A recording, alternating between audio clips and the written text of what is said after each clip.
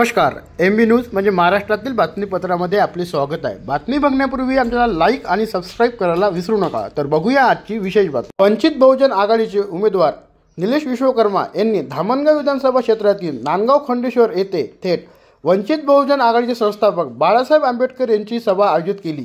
या सभेत याबद्दल वंचित बहुजन आघाडीचे उमेदवार डॉक्टर निलेश विश्वकर्मा काय म्हणाले आणि काय जनतेला आवाहन केले तर चला तर बघूया। महाराष्ट्रातील तमाम आंबेडकी घराण्यावर प्रेम करणाऱ्या माझ्या सर्व जनतेला विनंती आहे की श्रद्धेय बाळासाहेब आंबेडकर वंचित बहुजन आघाडीचे राष्ट्रीय अध्यक्ष हे येत्या 15 तारखेला दुपारी 12 वाजता नांदगाव खंडेश्वर येथे भव्य जाहीर सभेकरिता येत आहे।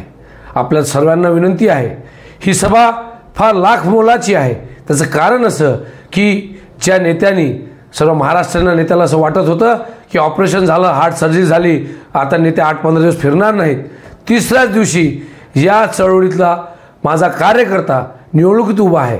या चळवळीवर प्रेम करणारी म्हणजे जनता भ्रमित होऊ नये म्हणून ही सभा आहे। म्हणून मित्रांनो, आपल्या सर्वांना आग्रहाची विनंती करतोय, वयाच्या 74व्या वर्षी श्रद्धेय बाळासाहेब आंबेडकर तुमच्या दरवाजात आणि 70 वर्षापासून जे सत्तेचं स्वप्न आपण बघतो आहे त्याच्या पूर्तीसाठी ही जाहीर सभा आहे। म्हणून आपल्या सर्वांना हाक देतो आहे, या वंचित बहुजन आघाडीच्या भव्य सभेसाठी आपल्या सर्वांना नांदगाव खंडेश्वर येथे यायचं आहे।